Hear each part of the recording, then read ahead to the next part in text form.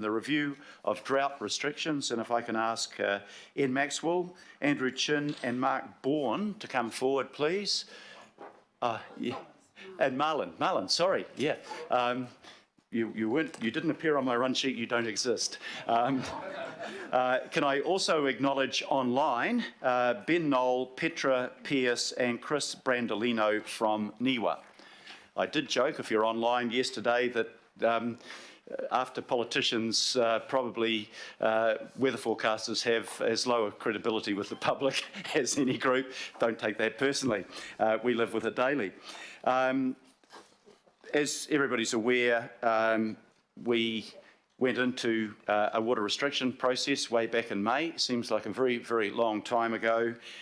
We have since then eased the restrictions on commercial users, and the proposal today is also to ease the restriction for handheld hoses on residential members of the residential community. I'll move the motion. I'll ask Councillor Linda Cooper to second it, please, and we'll get an introduction from Council and Watercare, and then I'll open it up for questions and comments. So we're starting in with you, I believe. Yes, look thanks very much, Your Worship. So yes, just a reminder, back in May, you might recall, as part of the emergency decision considerations during COVID, water restrictions were introduced. On the 24th of September, the governing body resolved to amend those, as the Mayor has outlined, particularly with respect to commercial users. And as part of that decision making, it was resolved that we would come back in late November to look at how things were going in terms of utilisation of water, particularly as a result of the move to summer water restrictions for commercial, but also to look at whether we should move to summer water restrictions for residential. And that's the objective of today's discussion. So look, in summary, water consumption has been maintained well below targeted levels since those changes were introduced in October, and well below our targets. And there hasn't been any evidence of any runaway demand as a result of that move towards summer restrictions. So really today we're here recommending, I suppose, two essential activities. One is a move to allow residential water users to have handheld hoses with trigger mechanisms, similar to the decision that was made with respect to commercial users. So that's not lifting the restrictions, it's moving towards a level of restriction which is considered to be more applicable to summer, so it's certainly not lifting restrictions. And the second element of the recommendations today is around really covering that period when the governing body is not meeting, so that's during the sort of the Christmas New Year period. And what we're recommending at this point is that the governing body, which makes decisions such as that you are considering today, that responsibility be delegated to the Mayor, the Deputy Mayor and the Watercare Liaison Councillor. So that's a change just with respect to the role of this governing body. So the recommendations would still go through Watercare and the board and come to that group of 3 elected representatives. So those are the primary sort of elements we're looking at today, and I'll just ask Andrew just to highlight a couple of issues with the report, and then we can get into questions and answers. Thank you, everyone. So firstly, I'd just like a point of clarification. I did read in the media, they picked up on paragraph number 13 that we might need to move to more severe restrictions if the rainfall of La Nina doesn't occur like is forecast and if demand runs away. I think that's a bit of a poor choice of language on my part. I apologise. What I intended to say is that we'll move back to a level of restrictions that we're currently in. So I think that, so I was really trying to imply that if a change is required, if the forecasts don't pan out, we'll simply just step back to where we are today. And I think that the other key point is that there is a need for many residents out there who have got maintenance to do on their properties. Perhaps they've got gardens for their well-being and things like that. So using hoses outside with a trigger nozzle, there is a need that's going out there in the community, and what we're really after is for people to use that water carefully, and the messaging is around not being wasteful, not leaving sprinklers on overnight, that kind of thing. So based on the forecast from Watercare, there is capacity within the system to enable that use of water for well-being and the needs of people's property maintenance to do themselves, provided that they do it carefully and not wastefully. Thank you very much. Marlon or Mark, do you want to add anything at this point? Just confirm Watercare received the most recent forecast from NIWA on Tuesday of this week, and it's a confirmation of the information that's been provided in the paper. So continuation of near normal rainfall over the summer months. Thank you very much. Conscious of the fact that Auckland Emergency Management put out a warning yesterday for severe weather. I looked on the television and there was Hamilton drowned in flooding, and we got a couple of centimetres yesterday, a couple of millimetres, centimetres would have been fine, millimetres yesterday. We did get a good rain a couple of weeks ago that took us up 5%. We are currently on 72.4, I think, perhaps go up a little bit by tomorrow, but it's looking in a better position, but still 18% below.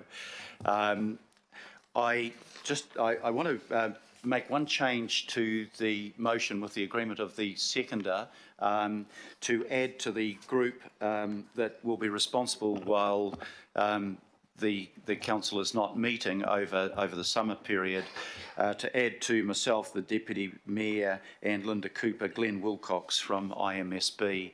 So if you're happy with that, Linda, I'll build that in as a chair recommendation. I will take comments and questions today. I think I've talked to a whole lot of you, and I've got a pretty clear idea that there is general support for this. What I want to do is just have a big call out for Aucklanders. Aucklanders, since May, have collectively, both residents and industries, have collectively saved nearly 7 billion litres of water. Now just listen to the start of the next word, 7 billion litres. And that's a fantastic effort by Aucklanders. And what we're doing today is not saying, okay, everything's okay, go back to old and less good habits. We're saying continue to conserve, but because you've done so well in conserving, and because Council and Watercare have invested strongly in providing new supplies of water, we can relax the restrictions and allow people to use handheld hoses. And I know that that will be welcomed by people, not maybe welcomed by those of us that thought it was a great excuse not to clean our cars, but be welcomed by people, you know, wanting to clean their houses and the end of spring, their cars, and of course to water their gardens. The proviso on this is that if we're demand to get really high again, or were we to face an extraordinary prolonged period of drought over summer, then we will put back the restrictions that we're currently considering taking off. And I think that that's important, and I think that Aucklanders will understand that and will continue to comply with the voluntary conservation measures that have actually made the biggest difference in this. It's not the mandatory ones, it's the fact that people are saying, Leah, we'll take a shorter shower. Yes, we'll fill the washing machine up to full before we use it, or the dishwasher, and that's been really important. Just want to acknowledge Watercare. I think, Marlon, if you recall back to the meetings that we had in Mark in May, I said you've got to pull out every stop to increase the supply and improve the resilience of water supply in Auckland. I had the pleasure last Friday with Marlon of opening the new water treatment plant in Pukekohe. Yep, 5 million litres a day, and 2 weeks before that, the 50 million litre reservoir. Good progress. We're doing the 25 million litres, and I want to acknowledge Hamilton for their generosity in providing that allocation to us. And we're in the process. We'll have Hayes Creek, and Councillor Newman will be pleased about that because he's been talking for some time about how we needed to do that earlier.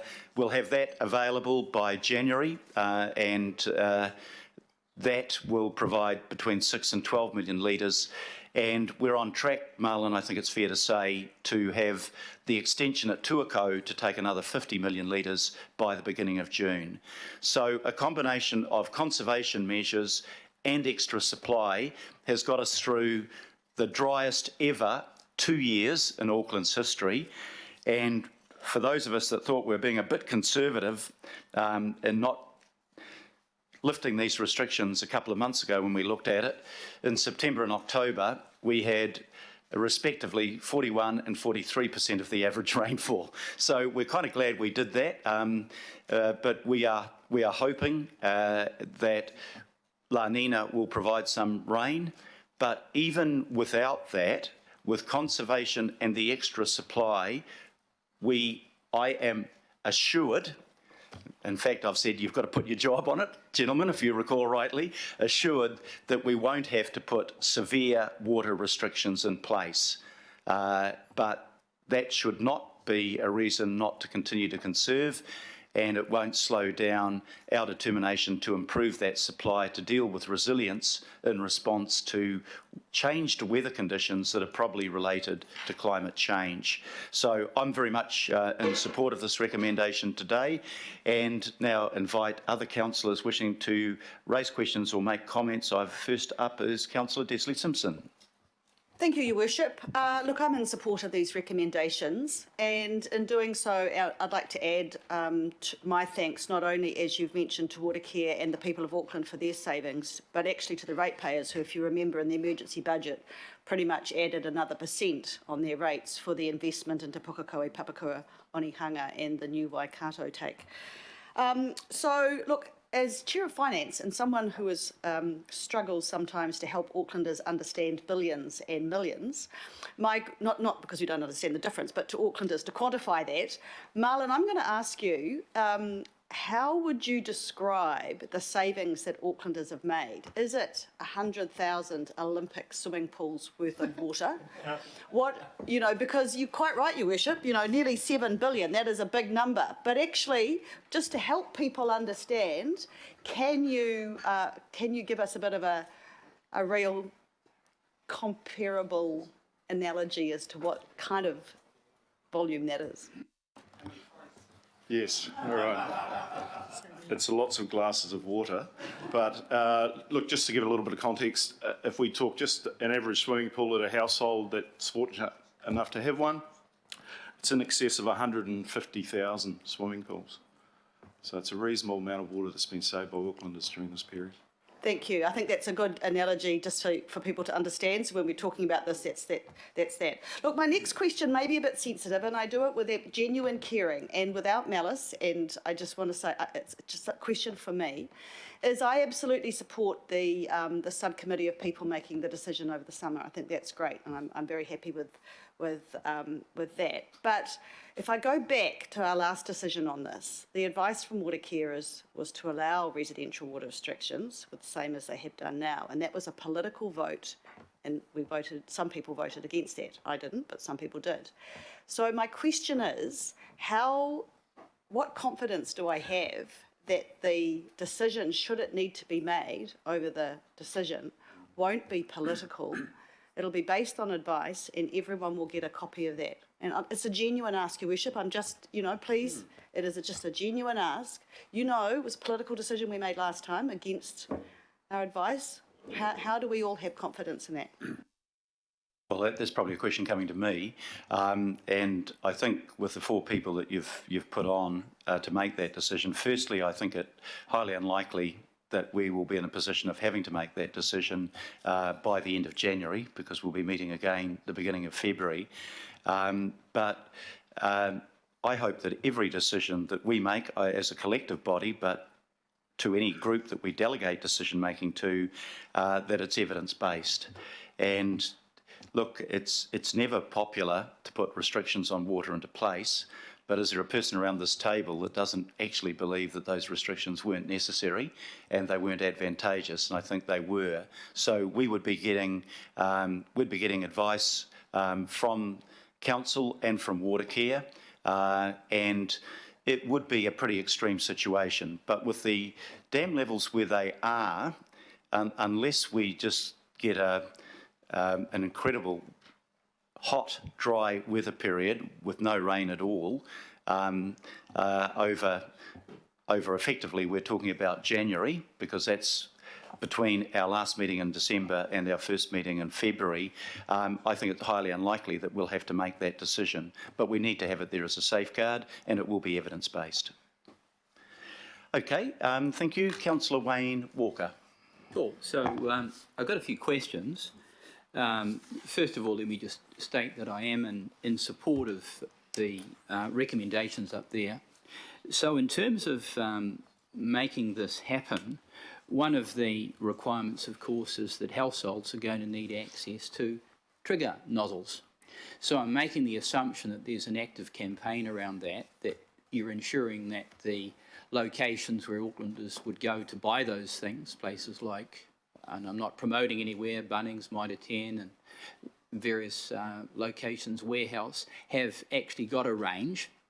And just further to that, I make the observation that when I've visited Australian cities, they're far more active at a store level in promoting things for water conservation than what we are and what I've seen to date. So that's just one question that goes to implementation. You're on to that?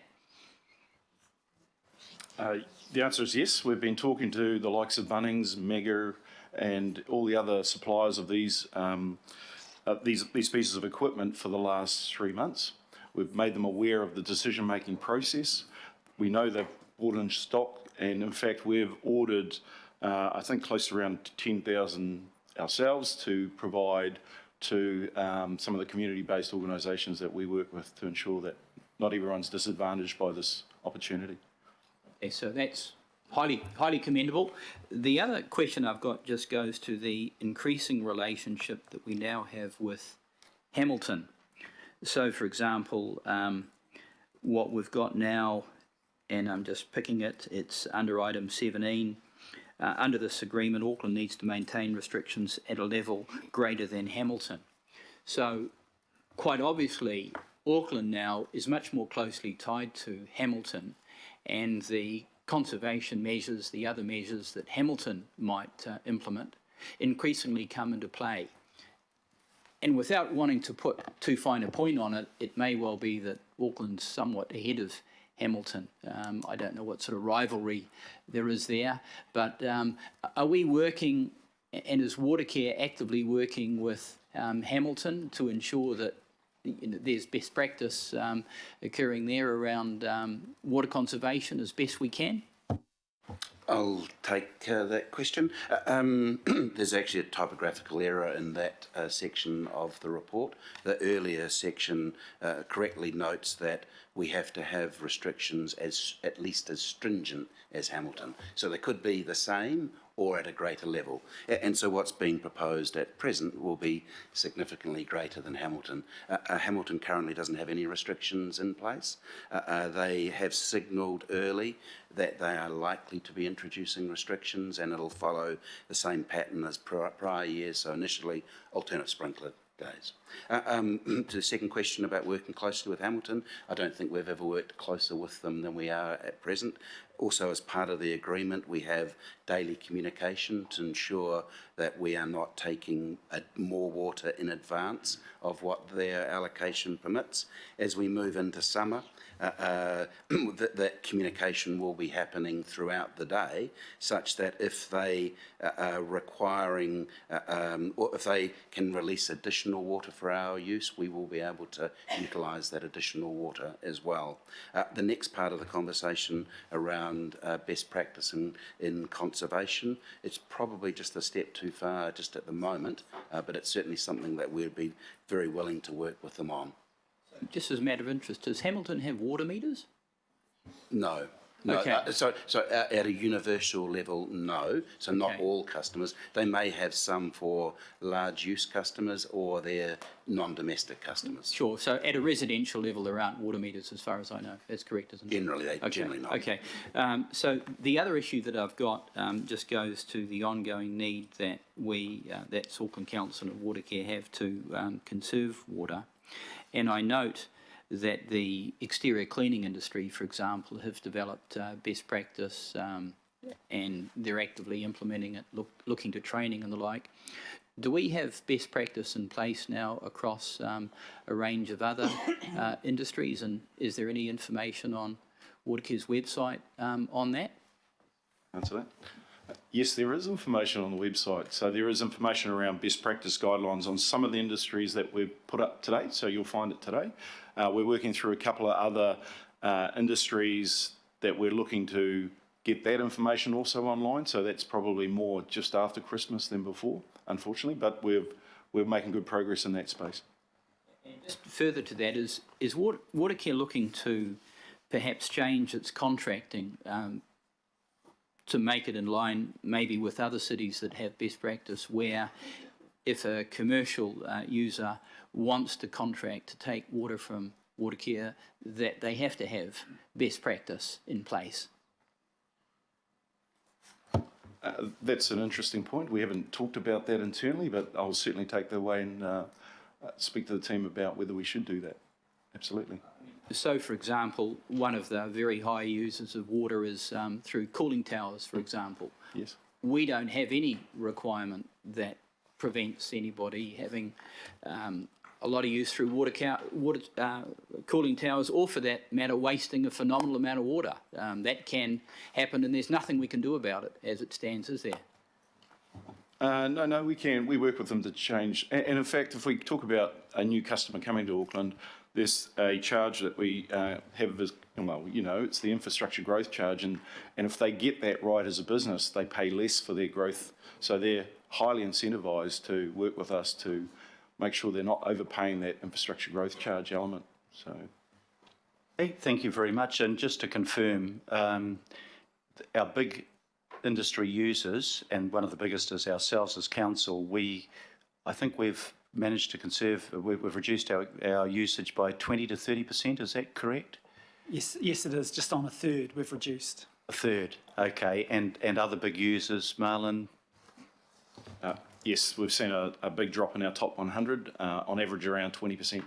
Yeah, thank you. Look, just before I go through the rest of the questions, maybe since the NIWA people have joined us, I could invite somebody from NIWA just to give us an indication of what the medium-term weather forecast is looking like over the summer period. So hate to have you there and not be able to make comment on that, but if you can just give us an outline of what La Nina might mean for us and what you're projecting for December and January.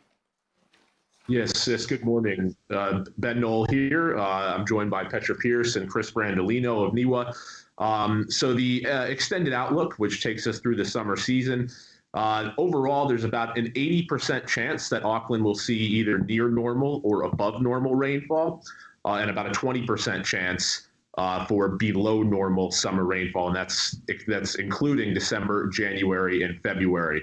The last 17 La Nina events that we had, and we are officially in La Nina, 14 out of those 17 events had either near normal or above normal rainfall. So we are able to go back through the climatic record and examine those years. And by using both the model guidance, which again suggests about an 80% chance for either near normal or above normal rainfall, as well as the historical record when we observed La Nina in the past, those two things give a pretty similar percentage. It's about 80% chance that we'll either see normal or above normal rainfall, and about a 20% chance that we will see below normal summer rainfall. So 20% is not zero, but certainly that is a lower number than what we were observing this time last year. And our climate drivers, what is influencing basically our weather patterns, is much different from what we were observing this time last year. So that gives us confidence that the upcoming weather patterns that we will experience through summer will not be necessarily a repeat of what we saw last summer.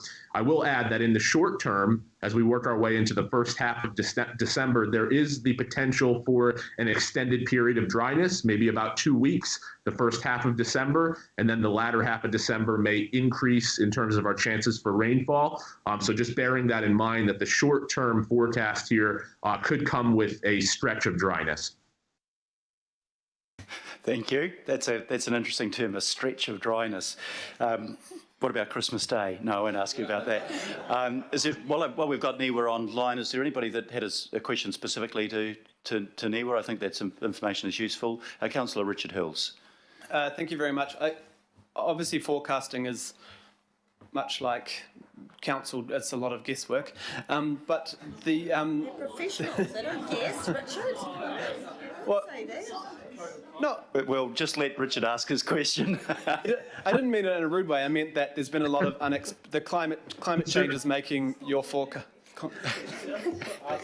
Sorry, climate change is making your forecasting sometimes challenging. And even this week, and quite often this year, we've been crossing our fingers for a big rain, and it's hit the wrong spots at the wrong times, or just hasn't come at all.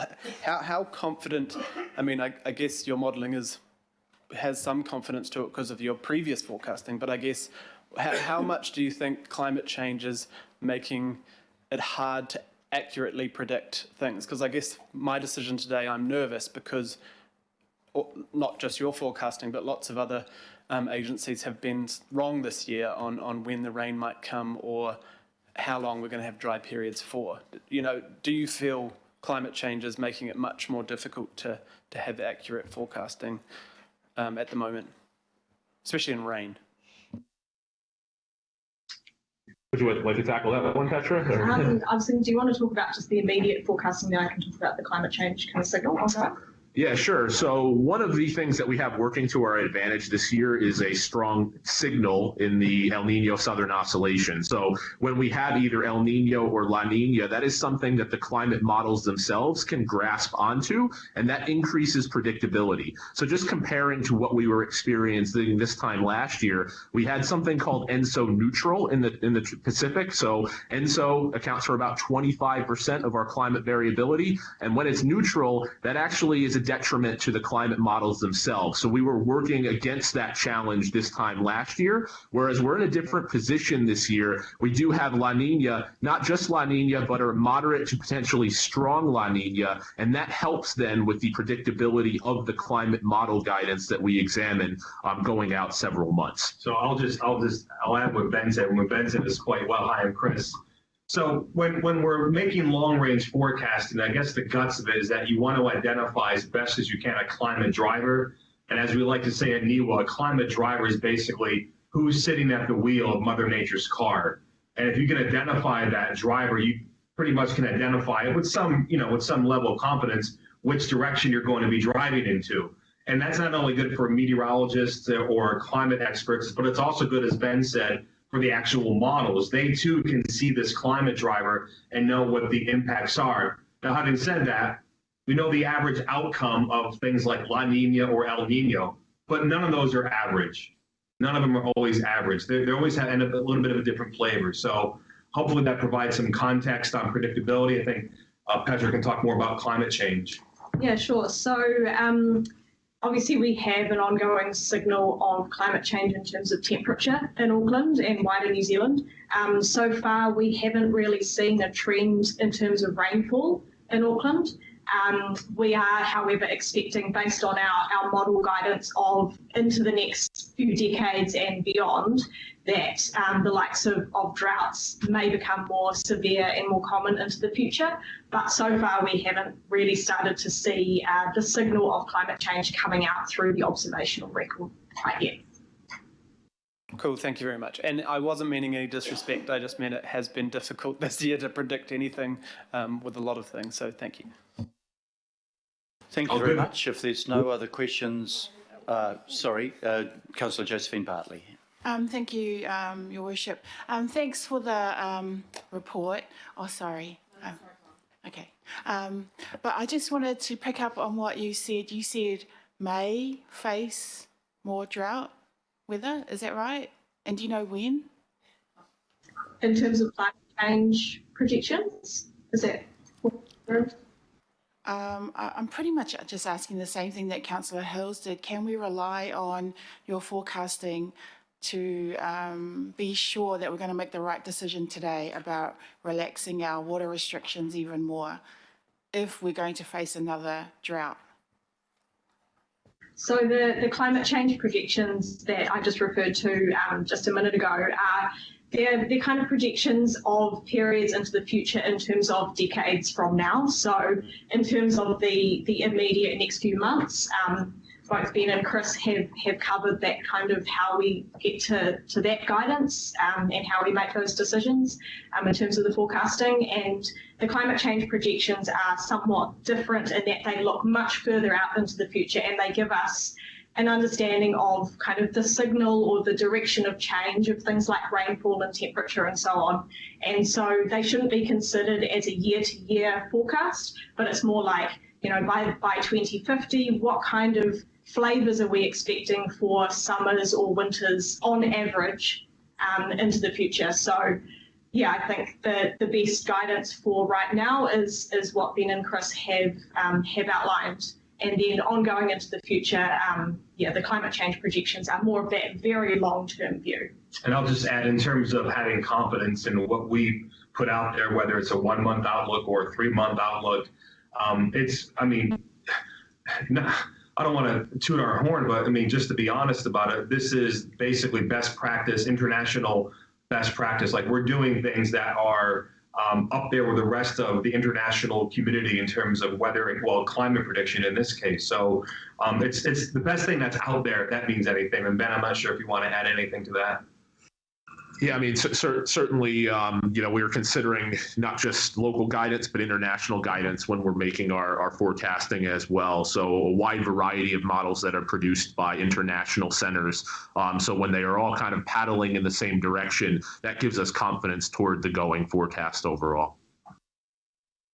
Thank you very much. Councillor Linda Cooper. Okay, I know Councillor Walker wanted to finish by 12, and I think some of the questions that Councillor Bartley asked covered off what my question.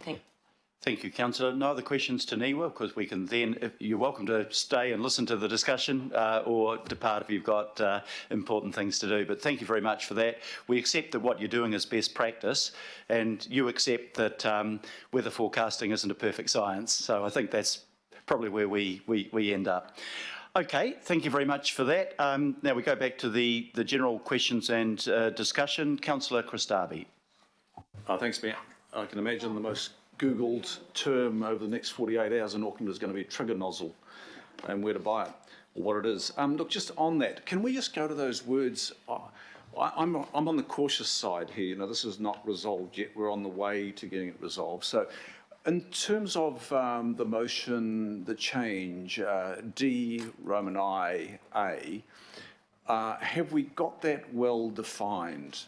I'm just sort of, can we make it really clear what that is? That's a water blaster. You can use that with a trigger nozzle, and your hand has got to be on the lever, on the trigger nozzle. If you're using a hose, your hand has to be on the trigger nozzle and it's actively used. Because one of the first things I Googled was trigger nozzles, and one of the first I came across was one with a trigger lock for convenient and less tiring watering over a longer period of time. It's also frost-free, which is handy in the summer. But, I'm just wondering, have we got that right? Is it not that the trigger nozzle is handheld as opposed to the hose? Now, I'm sorry if I sound pedantic, but I'm just trying to avoid my picture of somebody holding a hose in one hand, which is on a stake with a locked trigger nozzle filling up their 100,000 litre pool with a nice beer in the other hand in their recliner by the pool. So I'm just wanting to make sure that we convey with clarity to Aucklanders what is required. Certainly the intent is that the trigger nozzle is handheld whilst it's being operated. And Andrew and I debated this fully. This is very, very similar wording to used elsewhere by other jurisdictions in New Zealand. And our understanding and certainly our intent of that clause was that the hose could only be used or could not be used unless it is handheld and with a trigger nozzle. So that was certainly the intent. And what about a trigger nozzle that's locked? So look, I mean, that would be fine. Our intent here is about controlled. Yeah. So if you are prepared to stand beside your pool, perhaps you can do that. But I mean, you stand there for a very long time. What we don't want to see is water wasting. The kind of behaviour that we absolutely don't want is leaving a garden sprinkler on overnight when you're overwatering, or leaving a hose in the pool and then it fills to beyond full and wastes down the drain. So the intent really is about the aspect of control and care. And so the trigger nozzle just means that you are actively turning it on and off in between things, and you are controlling that use. Okay, I'm satisfied with the confidence that you give us with the wording. And the second point, Chair, is I think this, and I'm sorry I didn't get this to you earlier, but on the E, one of the things that I'm pretty clear on is we need to maintain the water demand management program. It's no 94 here or early 2000s where we thought, oh, it's a problem solved, back off, go back to business as normal. We cannot afford to do that. So, Mayor, I'm just wondering if there's a modification to E or something else that we place there that Watercare maintain an active water demand management program. Make it clear at this stage, this problem is not resolved. We have got a long way to go, and it should be our pattern now that we have an active, ongoing water demand management program. So I would propose that, Mayor. I think it's very important politically that we signal that. Okay, first of all, I'll just raise the question because I assume the answer is that you will be. But what you're wanting, Councillor, is to make it explicit. It won't be under E. But maybe, can you just have a look at it and work out what you'd like to put up and deliver something in writing to me, and then while we've got the discussion, we can further consider that. Just apropos the first of the questions that Councillor Darby asked, this includes being able to use a water blaster, correct?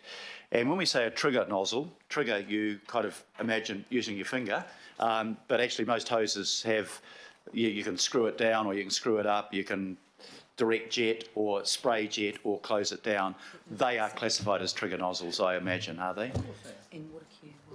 Correct. The important component of the intent is that it requires the user to be present, as opposed to an unattended hose that can still maintain operation. So the intent of that clause is that if the person walked away, the hose would close off. Yep. Oh, that's good. Thank you very much. Now we have Councillor Casey. Next question or comment. I've got a good question, a bad question, good news, bad news. I'll give you the good news first. I think the Mayor is absolutely right about the people of Auckland. I think we should be congratulating them in this resolution. You could put it in as a B and invite their continued vigilance to save water. I think that's an extraordinary feat. And just on that, because you converted the 7 billion into 100,000 Olympic swimming pools, the bad news is I'd like you to convert the leakage from Watercare, which is you're trying to get to 11% over a number of years. What does 11% constitute in terms of litres or even Olympic swimming pools? Just give me a moment, I'll do the calculation.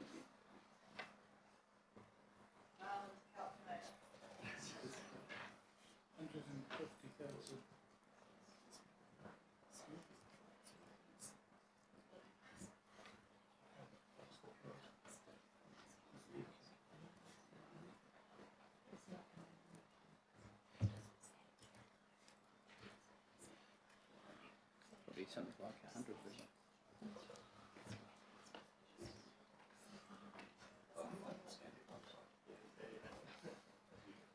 It's about 75,000 pools. The residential pools. Yeah. That's based on our average consumption, so it's annualised average consumption. It's about 70.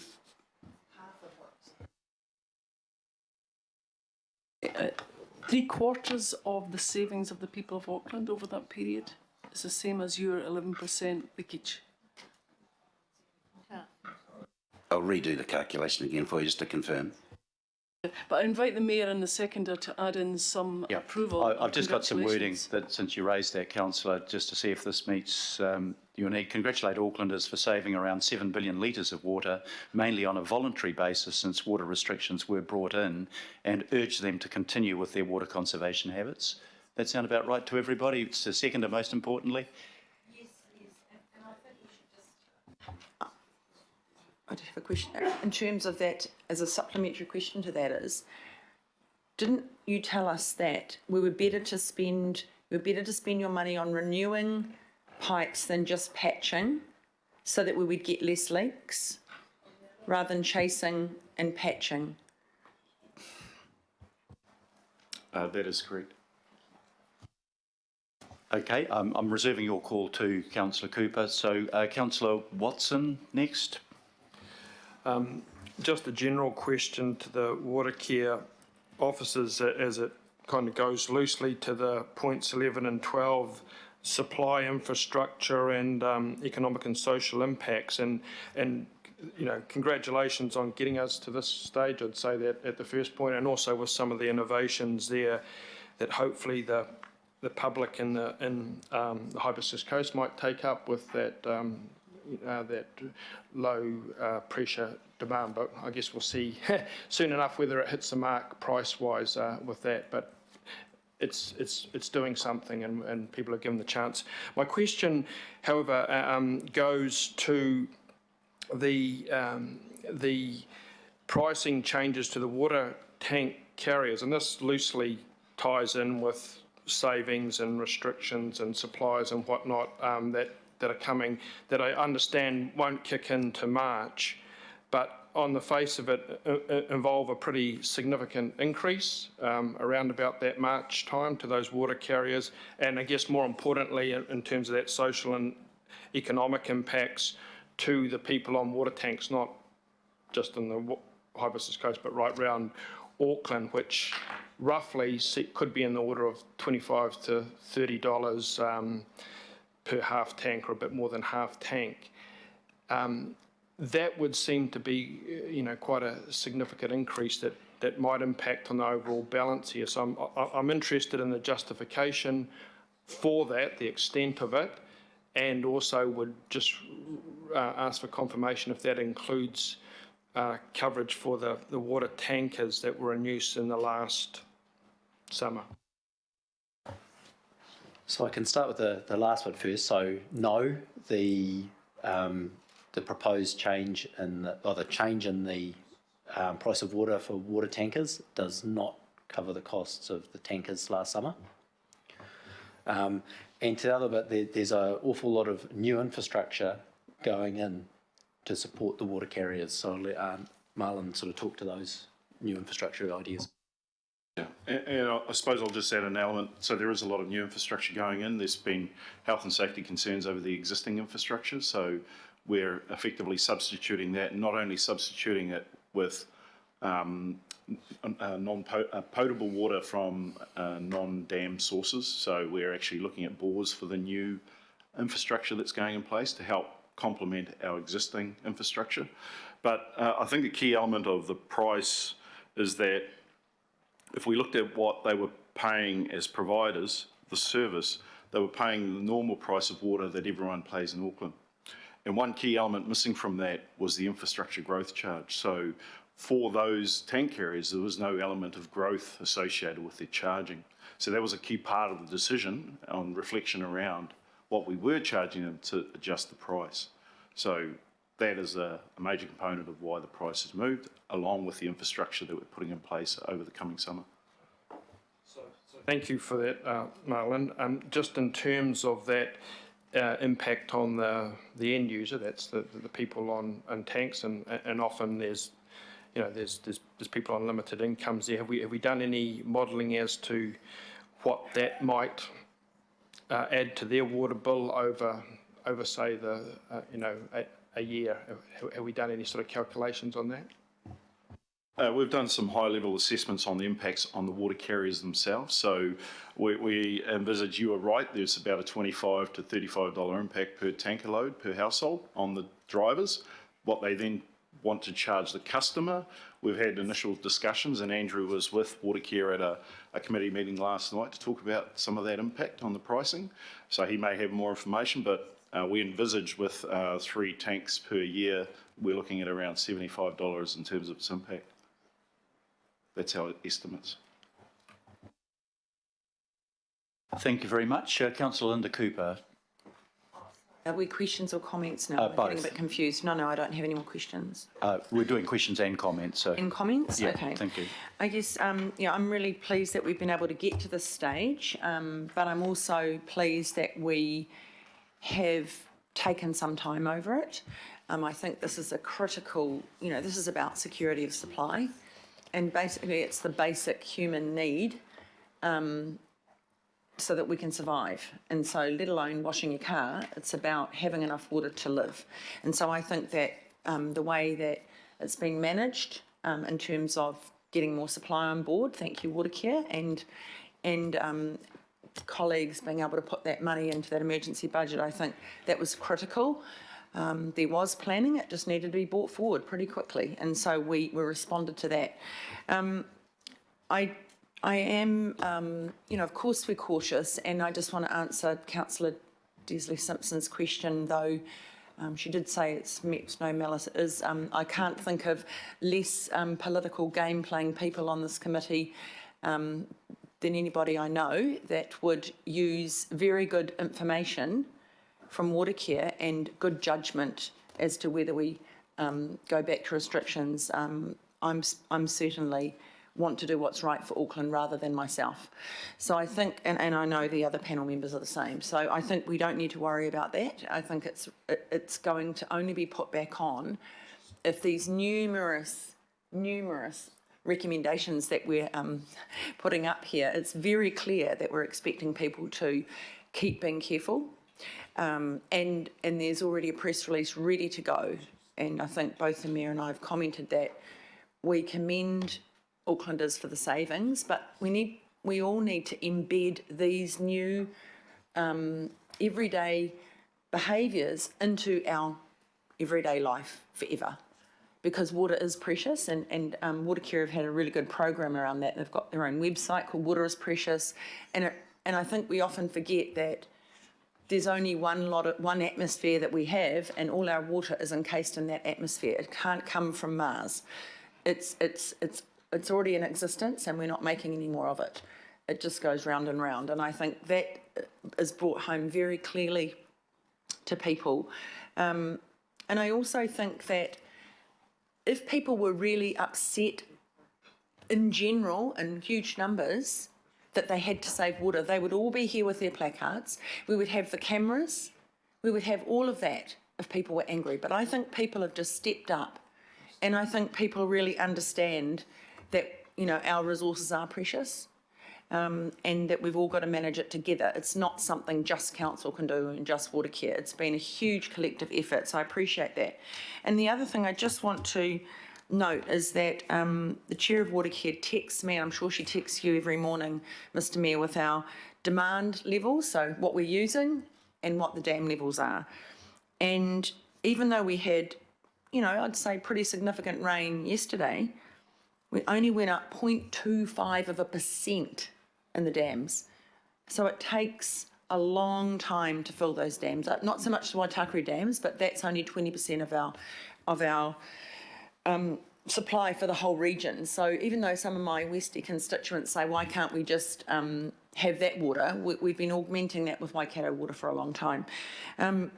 The other thing too is we're still only at 72.47 this morning, and we're normally in the 90s. 90% range.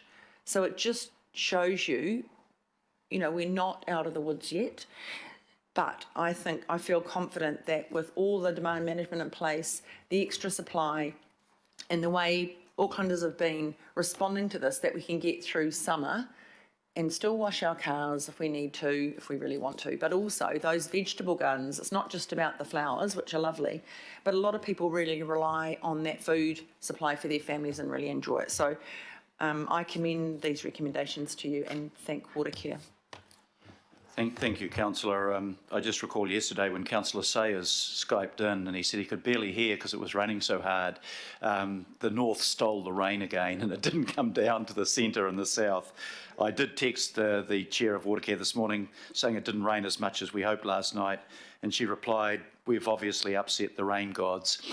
So, yeah, look, notwithstanding the assurances we have from NIWA, there is no guarantees with the weather, so we need to keep that conservation up. And in every crisis, there's an opportunity, and the opportunity in this crisis was we've all resumed some good habits around conservation of water, and I think that will carry over. Right, Councillor Josephine Bartley. Thank you, Your Worship. Okay, I got a comment. So if it's only gone up by 0.25%, and it's 72.4%, not 90%, and we are not out of the woods yet, why would we consider relaxing the water restrictions anymore? I don't get it. If I want to wash my car, I'll park in the rain.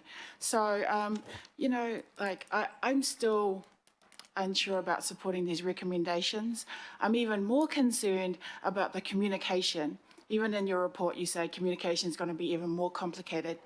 What is your plan regarding communication outside of when people complain about the water blasting on the Watercare Facebook page? The response is, it was a decision made by the governing body of Auckland Council. So what is the comms around that going to be this time? Is it the same response? Because we look stupid. So I'm really wanting to hear from Watercare. What is the response? What is the comms so that we don't look stupid?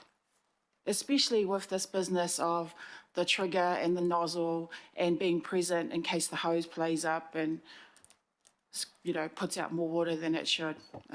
I can just see this being a mess. Thank you, with all due respect, blah, blah, blah, blah, blah, blah. So I'll start with the communications matter, and maybe Mark can answer the other question. From my perspective, the accountability sits with me, and I'm, as part of this process, we've worked closely with Auckland Council to deliver the right outcome. And I'm sitting here comfortably sitting now telling you that we've made a recommendation jointly that Watercare, with the supply that we've brought on, and Mark can explain that, and with the demand that we've seen to date, in terms of anyone having complaints about it, I will be talking to them personally about what we've done to arrest the issues that we've had over the last 6 months. So apart from any more assurances around that, I'll make sure that there are no messages around blame, because there is a tendency to go to that space if issues get tough. But I'm happy to take all accountability for those messaging. Mark on the supply. I'll just pick up on how can we provide that assurance that easing these restrictions to what's proposed isn't going to cause a problem going forward. In the first instance, I'll just draw your attention to the figure 2 that's in the report. It provides a forecast as to what future lake storage levels might be. And in essence, what it's showing is extremely low likelihood that lake level storage would drop below the levels that would require the stage 1 restrictions. And why is that? A big driver of that is the savings that Aucklanders have already made, but perhaps the bigger driver is the sheer volume of additional water that's been brought on. So at present, there's another 30 million litres of water, additional water available today that wasn't available last summer. To put that into perspective, that's about 100,000 people's worth of water, people and industry. So it's a colossal volume of water. In the new year, there'll be an additional 10 million litres of water. That's about 30,000 people's and industries worth of water. And then by the middle of next year, and another 50 million, which is about 160,000 people and associated industries worth of water. So we're in a very different position than where we were last year. So increasingly, lake levels and the reference to historic lake levels becomes less important as these additional sources of water are brought on? Thank you, Mark. And yeah, it's that assurance, Councillor, that I received and cross-examined on that gave me confidence that we would not be going back to worse restrictions. At worst, if the weather is very, very dry and the consumption suddenly peaked, then we would have to consider reimposing, which we could do at short notice, either whether it's over the Christmas period or beyond that. So we have that safeguard as well. Councillor Hills, had you finished your questions or did you have some additional ones? No, that was just for Niwa at the time. Okay. So I've got two You've two got the call questions. and So comments. I guess, and I've looked through, and unless I've missed it, the exact point, or I guess, you know, I've quite enjoyed giving people updates on the actual figures. So what is the trigger point? Is it when is it like 2 weeks of over 510 and we're below 60%? Like how do I sort of know where we're heading, or we can warn people like, you know, we don't have any rain coming? Like what is or it's not a perfect science? I guess the best way I could describe the way our dam systems work is very much like a battery, and it takes quite some time to charge the battery. Equally, it takes a very long time for that battery to drain. And so hearing Ben say there's going to be a 2-week period of very dry weather coming up in December, all I could think of was, yay, I'm going to the beach. It doesn't give Watercare any concern as to that short duration periods of dryness. What we are really looking for is that long inter-seasonal period, so that the whole 3 months of summer, the whole 3 months of autumn. And then so in terms of what's the timing that increased level of restrictions might need to be implemented, I think the best guidance we have is utilising the drought management plan, which establishes those step changes based on lake storage levels. So where we currently sit, lake storage levels would have to drop by in excess of 25% before the next restrictions were imposed. So if you'll recall, last summer, with the very, very high demands we had, lake levels only got down to as low as 42%, and that was still in stage 1 restrictions. So the likelihood of dropping below stage 1, as I said earlier, I think is extremely low. Yeah, so I guess, so there's almost no chance there'll be that subcommittee group unless we're sort of going 650 million litres a day and there's no rain. I mean, it's very... I just want to know there's a bit more buffer, because I feel like because of COVID and other constraints on you all, we kind of maybe left it a little bit too late, but that was not your fault. But yeah, so I feel if we started getting up to 600 or something like last time, which hopefully not, would we be able to put a brake on it? Or are you looking to really hit that 40% again? Or? So we've taken a very conservative view of the modelling going forward, and when we've analysed what that future demands are going to be, we've taken demands less than last year, but still significantly more than the demands that we are seeing today. And so if demand doesn't increase over where we are today, we'll see very, very little decline in lake storage levels at all.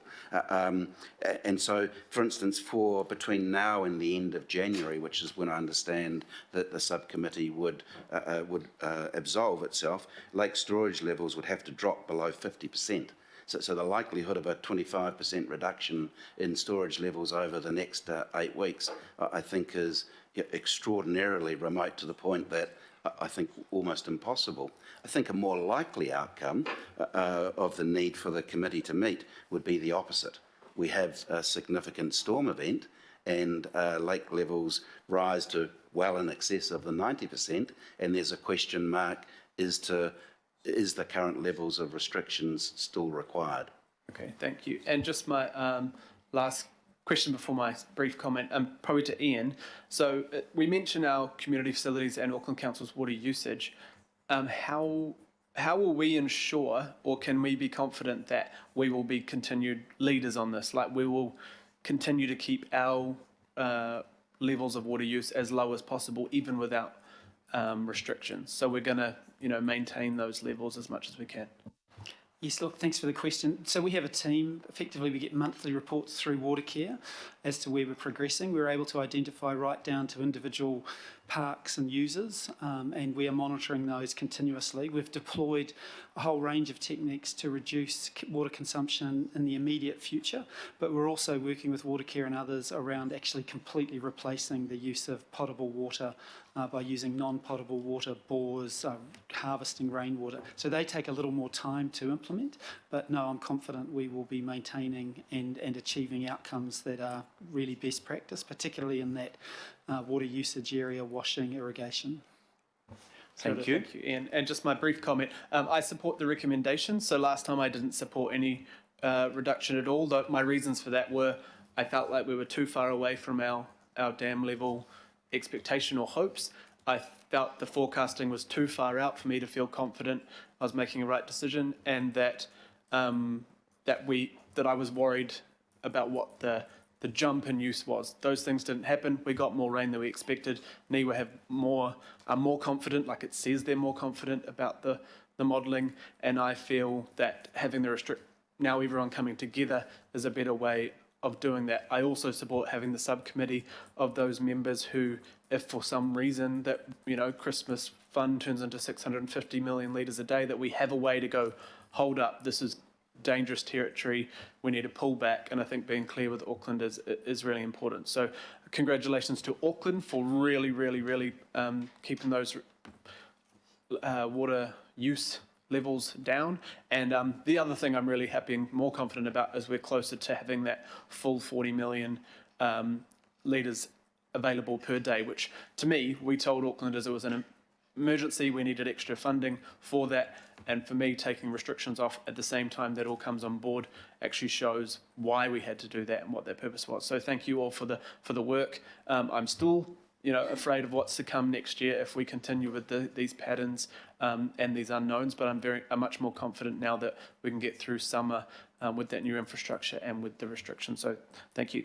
Thank you. And just to clarify, the delegated period is actually 17th of December to the 4th of February. That's in between the governing body meetings. I think, Mark, you might have suggested it was from now. Councillor Fessor-Collins. Thanks, Chair. Just a quick comment, and then perhaps a question more for you or for Deputy Mayor Cashmore. I still remain a little bit uncomfortable just around the comms. So, Marlon, I welcome again Watercare's position and your professional position to take full responsibility, but I am anxious around messaging, and that's all, and I'm sure that's something you'll go back on. Mayor, I wanted to ask my question to you because I welcome the people who are the delegates or who've got delegated authority, the IMSB member and the Watercare liaison. And I guess my question was, I've had a quick look at the CCO terms of reference for liaison councillors. I'm just wondering if there, at some stage, some thought given to how we grow that document, because I think this is a really good step to have the liaison councillor involved in this process. So I really welcome that as part of the growth of that particular work. Yeah, thanks, Councillor. I think, look, if that question arose and something came up and say involving the CCO that you're the liaison officer for, before I made a decision, I'd naturally try and get hold of you as a key player in that. So I don't think we need to build that into a resolution. That's just the way in which we'd do it. But thank you for that. Councillor Chris Fletcher, online. Thank you, Your Worship. May I add my congratulations to Aucklanders and to the management by Watercare and also the staff of Auckland Council and Ian. But my question is actually to Marlon. I want to know what he views the degree to which the user pay principle has been effective as a conservation tool. That's a very good question. So if we talk about metering, I'll start with metering. If you look at how metering's been applied more recently, and I'll use Waikato District Council as one of the more recent examples of a contract we manage on their behalf. Their demands have dropped over a third in terms of supplies to local residents in the region. So as a tool, the concept of exacerbator pays, user pays, whatever the term is you want to use, is very effective in controlling mechanisms such as demand. So it has a very strong influence. So can you give me a direct comparison between, say, Auckland, where we use that tool, and to Wellington, which does not use that tool? What trends have water care staff observed? Mark's looking up some numbers. Oh, you want to answer? Yeah. I can't answer, sorry, it's Mark Bourne here. I can't answer Wellington specifically, but if we look at average residential consumption through New Zealand in the Water New Zealand annual report, it shows that Auckland's consumption last year, so before restrictions were put in place, residential consumption based on known population at that stage was about 160 litres per person per day, compared with a national average of about 260 litres per person per day. So largely influenced by the big difference being Auckland's universal metering program, whereas most other communities around New Zealand are not paying by direct metering.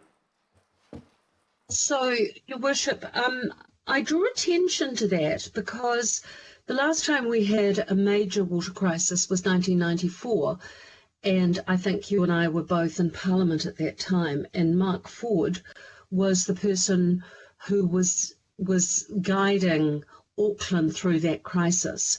He received a huge amount of criticism, and having lived through myself in the role that you are now, the criticism of the introduction of the user pay principle with regards to water, that it was seen as just something repugnant to Aucklanders. I want to draw attention to the fact that properly used, how effective these can be in conjunction with the voluntary savings that we're making, because Aucklanders have made some extraordinary efforts, and I really welcome your recommendations today. I think that we want to encourage Aucklanders to show their love for our city by enhancing their gardens and doing those activities that do require some water. And I have every confidence that you and the team, including Linda and Glenn and Bill, will, make the right decisions. I am 100% behind it, but I do think that we need to reflect on that with the way that we actually move forward in other areas. And sometimes historically it takes, it's important to look back and see how it is that we've got to where we are. Watercare have taken quite a bit of criticism in the public, but I think that on some things they have been very progressive, and on the issue of Auckland versus Wellington, I think Auckland's got it right. So thank you very much. Thank you, and that applies to a whole range of fronts. But yeah, water metering obviously has been very, very effective, and those that might have criticised it at the time should reflect on their criticism, because it has conserved. And if we were 160 litres a day, we were the second best conservers of water in the country. Since we put the restrictions in, I think you'd probably find we are the best conservers in the country, and that's an acknowledgement of Aucklanders, Watercare and Council in this. Councillor Sharon Stewart. Thank you. I just think the community up in Auckland, like everybody's said, has done really, really well.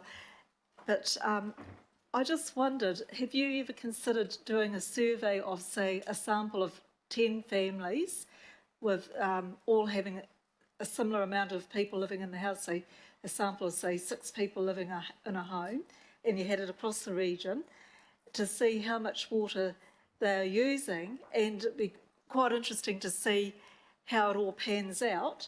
And if we found that some were using a lot more than others and they're all watering the gardens exactly the same and whatever, that maybe we can go in and assist and try and find out the reason why they're using too much water. And if that does actually happen, you know, after the sample and everything like that, and then we then notice that other properties where there's probably only six, 7 people living in a house, you know, seem to be using hundreds of dollars more of water, that we can try and see if we can find a solution to fix that, because I think that's a really big part of a lot of, you know, we've also got a lot of people that have rental properties, and in some instances it's the owners of the property that pay for the water, and so I think we need to try and see if we can sort that out. And I'd just also like to, while I've got you here, just congratulate you that I've noticed that as far as leakage on footpaths, we don't seem to have as many, and really appreciate that, and well done. But I'd like to hear what you think of my idea. Thank you. Just touch on the leakage rate one first. We've got a significant competition between our 3 contractors at present in terms of leak resolution. So there's a absolute dedicated teams of people trying to resolve leaks extremely quickly at the moment. So I'm glad that that's being observed. Just with regard to conservation, in-home consumption, historically, there was a really good study undertaken a number of years ago by Brands, and it did exactly as you suggested. There is a longitudinal study underway at present, which means a study being undertaken with selected homes, and it's looking at how water is consumed within the property. There are several Watercare staff members that are actually involved in that, and there's 2 different levels of detail, one with looking at consumption in the home, and one looking at actually which appliances are using the water and where water is being consumed, and other just looking at gross consumption in that home environment. We use that information, and that guides our education programs and feeds a lot of the information that sits on the Water is Precious website. But what you're suggesting is perhaps just another level of detail, and it's certainly something we could consider going forward as well. And I can add to that. So with Kaingaroa, over the last few years, we've been working with them on their list of houses, the counts that they have, and we've been doing that work to help change behaviours in some of the houses that they do have, because they've got a broader cross-section and they understand the numbers of people that are in each of the houses. So we've been doing it with them for a few years now.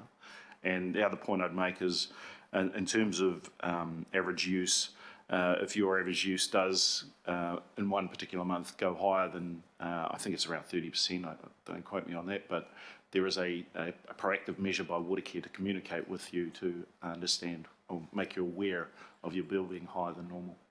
Thank you. That's really good information. Councillor Daniel Newman. Good morning. Thank you.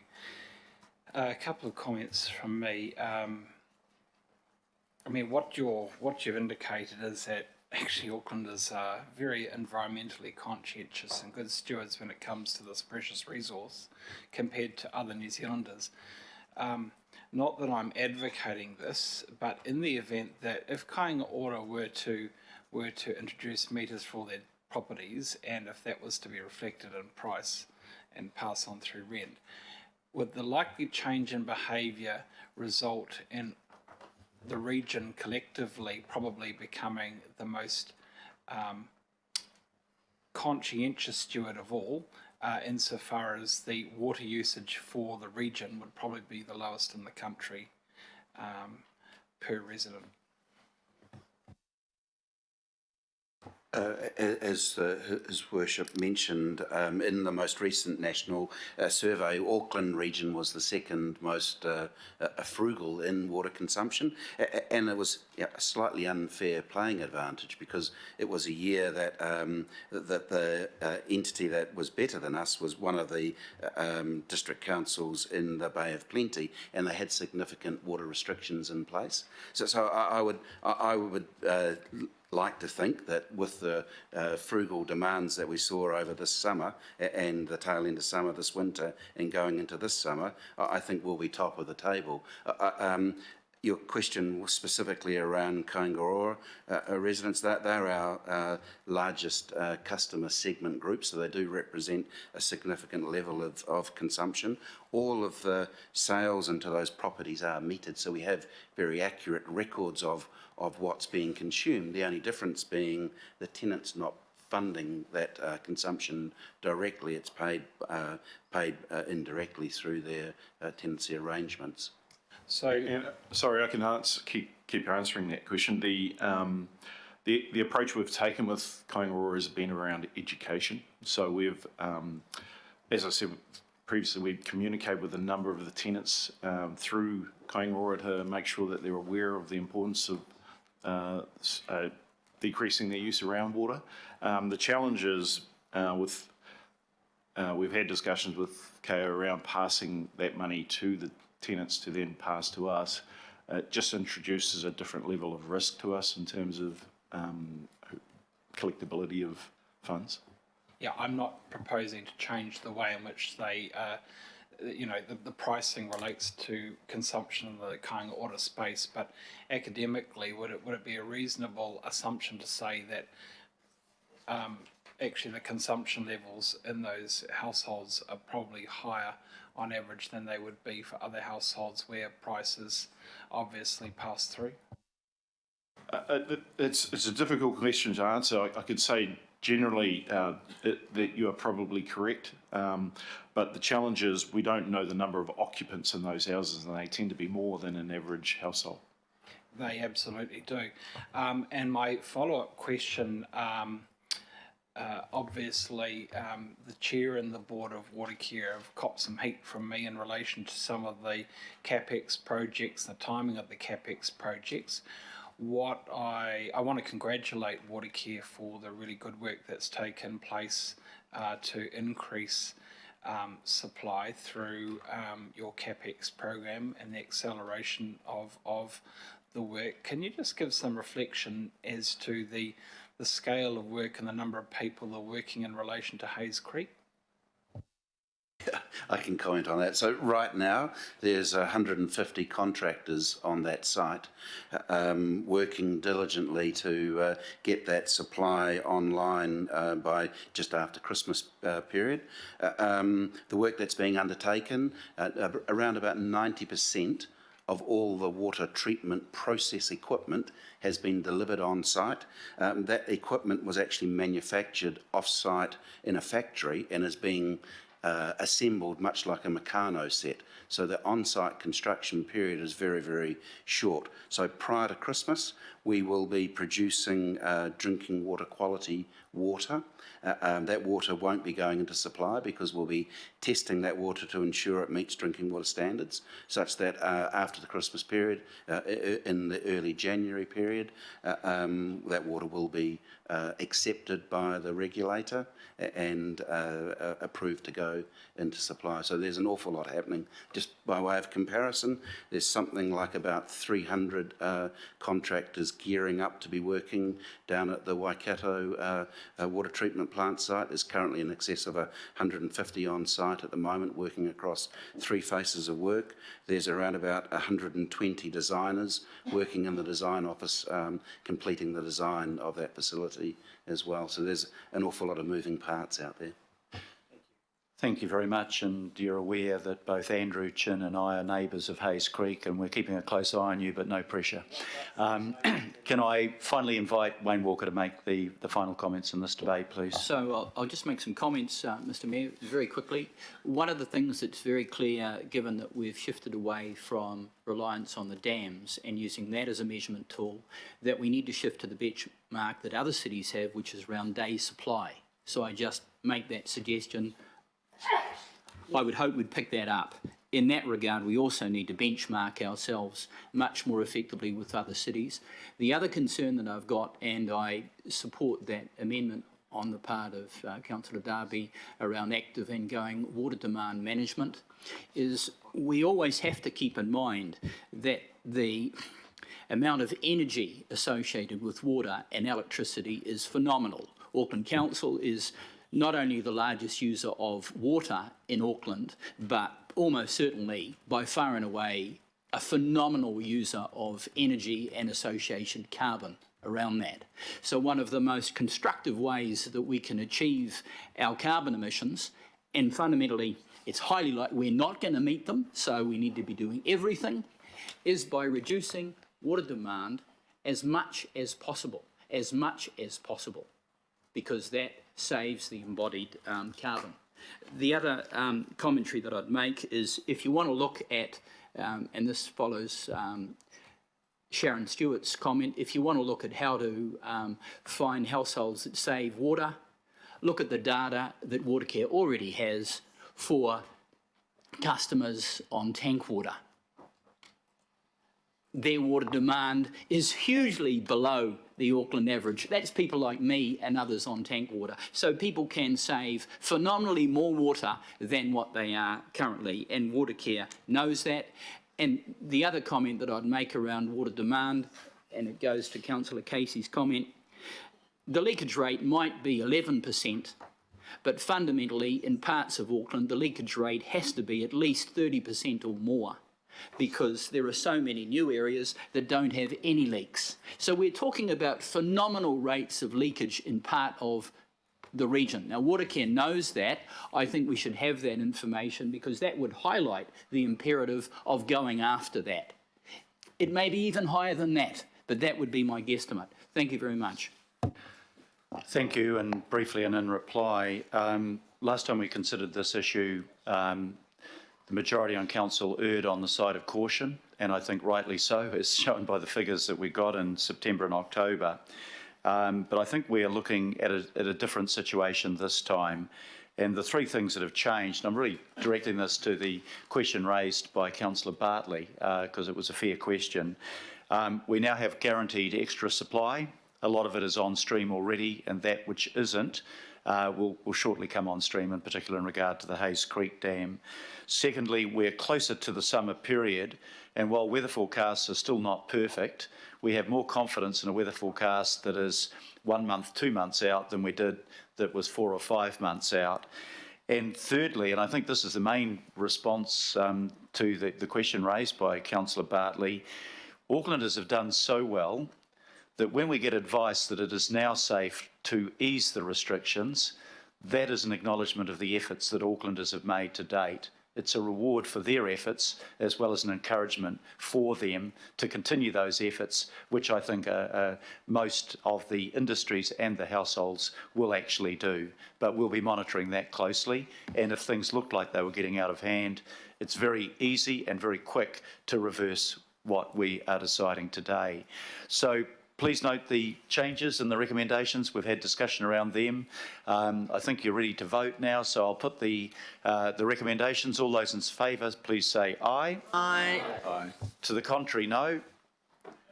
I think I can declare that carried unanimously. Thank you very much to Council and to Watercare, and thank you for your efforts to date. Much appreciated. Right, we now come to item number 10 on the agenda, and I'll invite Rose